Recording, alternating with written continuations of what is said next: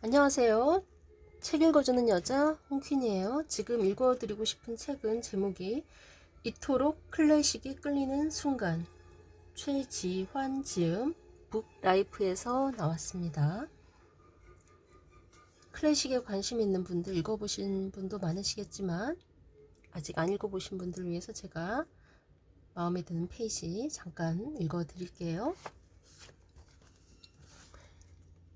BTS 이전에 정경화가 있었다. 차이콥스키 바이올린 협주곡.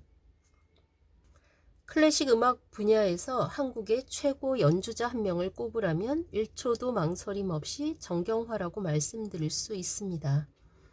과거 클래식 음악이 백인의 전유물로 생각되던 시절, 세계 무대에서 동양인 연주가를 본다는 상상은 하기 어려운 일이었습니다. 그 시절 정경화 선생님은 어떻게 세계 정상급 연주가로 발돋움할 수 있었을까요? 한국의 인지도가 낮았던 1970년대에 그녀는 전 세계에 한국을 알리고 다녔습니다. 이제 나이가 지긋해진 유럽의 클래식 애호가들은 아직도 한국을 정경화의 나라로 기억하고 있습니다. 지금은 BTS가 세계적으로 폭발적인 인기를 끌며 한류 문화의 위상을 높이고 있습니다. 하지만 과거 미국과 유럽의 대중들에게 처음 한국과 한국인을 알린 것은 클래식이었고 그 최초의 인물은 바이올리니스트 정경화 선생입니다. 당시 동양의 가난한 나라 대한민국 출신으로 세계에 진출하는 것은 그리 쉬운 일이 아니었습니다. 그 당시 모든 분야가 마찬가지였겠지만 특히 백인들만의 리그였던 클래식 분야, 음악 분야는 더욱 그러했죠. 동양인의 실력이 아무리 출중해도 이름을 알릴 기회를 잡기는 무척 힘들었습니다. 지금도 앞선 선구자들의 노력으로 많이 개선되었지만 동양인에 대한 편견이 완전히 사라졌다고 말하기는 어렵습니다.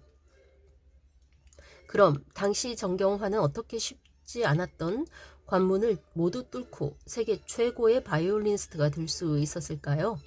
정경화 본인은 인터뷰마다 겸손하게 럭키라 말하지만 결코 운이 좋아서가 아닙니다.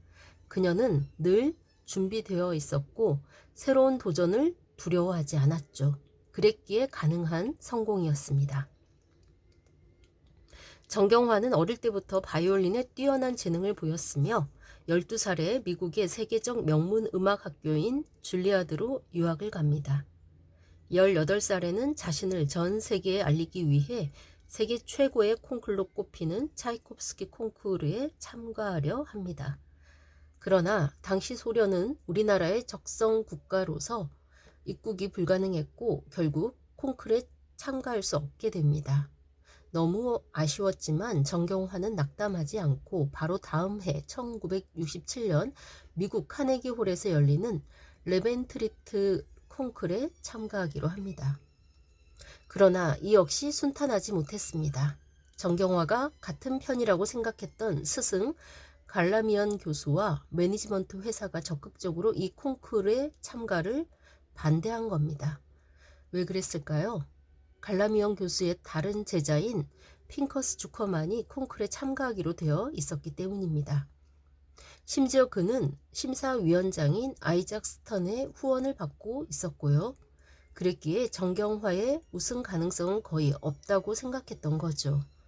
당시 미국의 음악계는 유대인들이 장악하고 있었고 유대인 핑커스 주커만은 아이작 스턴을 비롯한 유대인들에게서 후원을 받던 상황이었어요.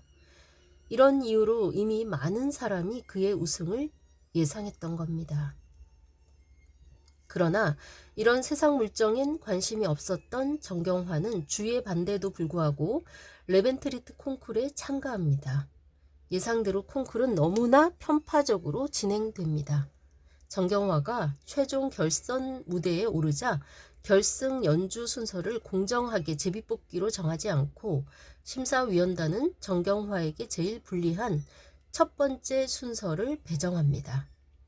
결선 무대에서 주커만의 연주 실수로 정경화의 우승이 눈앞에 보였으나 아이작 스턴의 영향력으로 정경화는 주커만과 예정에도 없던 또 한 번의 결선 연주를 펼쳐야 했습니다. 심사위원단의 어처구니 없는 편파적 진행에도 불구하고 탁월한 실력을 바탕으로 정경화는 주커만과 공동 우승이라는 쾌거를 이루어냅니다. 여담입니다만 정경화가 콩쿨 결선에 진출하자마자 어머니가 급하게 집을 팔아서 스트라디바리우스를 사주며 정경화를 응원했다는 이야기는 이미 유명합니다. 그러나 이후 두 우승자에 대한 미국 음악계의 대접은 완전히 달랐습니다. 주커만은 유대 음악가들의 전폭적인 지원 속에서 미국의 대표 지휘자인 번스타인 그리고 뉴욕 필하모닉과 연주회 및 음반 녹음을 하는 등 바쁜 스케줄을 보냈습니다. 정경화도 미국을 중심으로 연주회 투어를 통해 자신을 알리기 위해 큰 무대를 기대해 보았지만 미국 음악계는 동양에서 온 여자 바이올리니스트에게 냉담했습니다. 그러던 어느 날 정경화에게 청금 같은 기회가 찾아옵니다. 이차크 팔먼이 1970년 5월 13일 런던 심포니와의 자선 연주회에 갑작스런 개인 사정으로 참가할 수 없게 된 겁니다. 그 자리에 정경화가 추천되며 주최 측은 정경화에게 바로 의사를 타진합니다. 며칠 뒤가 연주회인데 차이콥스키 바이올린 협주곡 연주가 가능할까요? 정경화는 즉시 가능하다고 대답했고 런던으로 날아갑니다. 그러나 런던에서도 큰 문제가 정경화를 기다리고 있었지요. 런던 심포니 단원들과 지휘자 앙드레 프레빈이 무명의 동양 여자 바이올리니스트와의 연주를 거부했던 겁니다. 당시는 동양인에 대한 편견뿐 아니라 여자 바이올리니스트에 대한 편견도 존재하던 시절이었습니다. 그들은 작은 유색인 여자아이가 바이올린을 제대로 연주할 것이라는 기대를 전혀 하지 않았습니다. 우여곡절 끝에 리허설이 시작되었고 이들은 리허설 연주곡을 갑자기 멘델스존 바이올린 협주곡으로 바꿉니다. 이 경우 없는 대접에 정경화는 두 눈 부릅뜨고 악장을 노려보며 완벽한 연주로 응수합니다. 그제야 지휘자와 단원들은 정경화의 실력과 기질을 알아보고 원래대로 차이콥스키 바이올린 협주곡 리허설을 했다고 합니다. 이날의 연주회는 까다롭기로 소문난 런던 관객의 반응으로 보나 평론가들의 평으로 보나 엄청난 성공이었습니다. 영국의 파이낸셜 타임스는 하이패치의 차이콥스키가 이보다 정확한 적이 있었던가. 오이스트라흐나 아이작 스턴도 최근에 이런 연주는 들려주지 못했다. 라는 등 극찬하는 리뷰를 내보냅니다. 22살의 까맣고 조그만 여자애가 어찌나 당차게 연주를 했는지 이후 유럽 사람들은 정경화를 보고 동양에서 온 마녀라고 불렀습니다. 이 연주회는 정경화에게 런던 심포니와의 영국 순회 공연은 물론 갑자기 1년 6개월간의 연주회 스케줄을 만들어줍니다. 그리고 한 달 뒤인 1970년 6월 정경화에게 또 한 번의 기회가 찾아옵니다. 당시 최고의 음반사 중 하나인 데카에서 갑자기 녹음 제의가 온 것이죠. 최고로 손꼽히던 소프라노 레나타 테발디가 갑자기 녹음을 취소해 데카의 녹음실이 비게 되었습니다. 데카는 한 달 전 런던을 떠들썩하게 만들었던 정경화를 떠올렸습니다. 그리고 그녀에게 당장 영국으로 와서 차이콥스키 바이올린 협주곡과 시벨리우스 바이올린 협주곡을 녹음할 수 있는지 물었습니다. 데카의 녹음실 일정은 언제나 꽉 차 있었고 지금이 아니면 몇 년 뒤에나 올까 말까한 기회라는 것을 정경화는 잘 알았죠.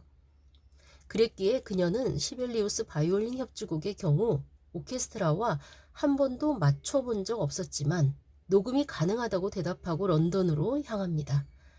갑작스러운 녹음을 위해 런던으로 가는 길, 비행기를 갈아타는 중간 기착지 공항에서 정경화가 연습을 했다는 이야기는 전설로 남았습니다. 그때 공항에서 정경화의 연주를 들은 사람들은 그야말로 횡재한 거죠. 이렇듯 갑작스럽게 진행된 레코딩은 전문가와 애호가 모두에게서 좋은 반응을 얻었습니다. 이후 데카와 정경화는 전속 계약을 맺고 음반을 계속 발매하며 지금의 명성을 만들게 됩니다. 1970년 6월 당시에 정경화가 녹음한 차이콥스키 바이올린 협주곡은 날 것 그대로의 느낌입니다. 날선 긴장감이 곡 전반에 흐르고 있습니다. 이 음반은 얼마 전인 5월 13일에 있었던 런던 데뷔 무대를 엿볼 수 있게 해줍니다. 특히 이 악장에 흐르는 러시아의 슬라브 감성은 정경화를 만나 한국이 지닌 한의 정서로 치환되며 서슬퍼런 슬픔이 잘 표현되었습니다. 한이라는 표현이 당시 서양인들에게는 다소 생경하고 낯선 슬픔 정도로 들렸겠지만 지금은 독특한 한국적 정서로 각광받고 있습니다. 오이스트라흐와 같은 러시아 출신의 거장 연주자들이 나이 들면서 유연한 소리를 내고 있었다면 정경화는 사막장에서 지금 막 갈아서 날이 시퍼런 칼을 가차없이 휘둘러대며 청중을 바짝 긴장시켰습니다. 차이콥스키가 이 곡 초연 후에 병아리 솜털을 뽑아대는 것 같다라는 평을 들었던 것이 충분히 이해가 됩니다.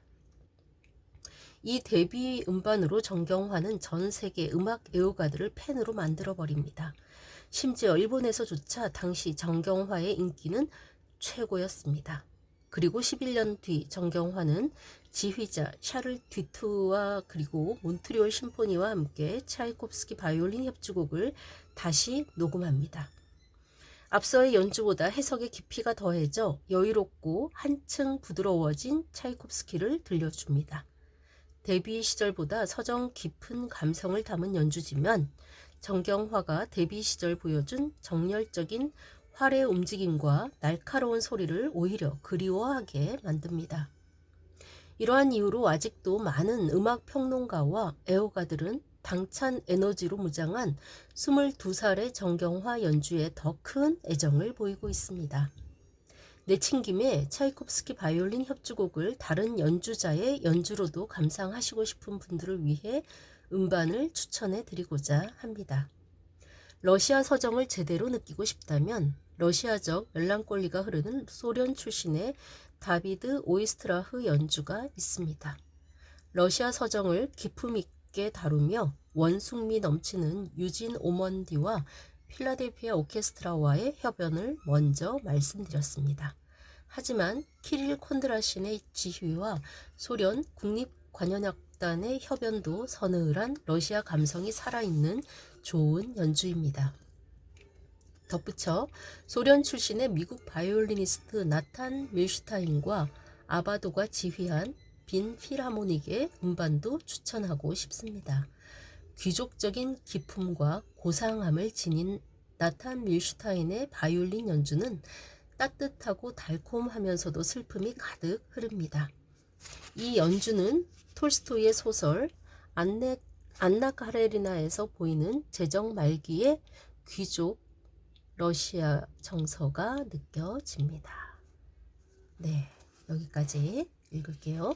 나머지 다른 음악가와 좋은 음악들 소개글 너무 좋으니까요. 이 책 꼭 읽어보시기를 추천합니다. 이토록 클래식이 끌리는 순간, 최지환 지음 북라이프에서 나왔습니다. 네, 정경화 선생님 좋아하시는 분들은 이미 아는 얘기를 제가 읽어드렸을 수도 있지만 네, 또 들어도 너무나 반갑고 감동적인 정경화 선생님의 이야기죠. 네, 저처럼 잘 몰랐던 분들은 알게 돼서 좋으실 거고요. 어쨌든 좋은 책 소개해주는 여자 홍균이었습니다. 감사합니다.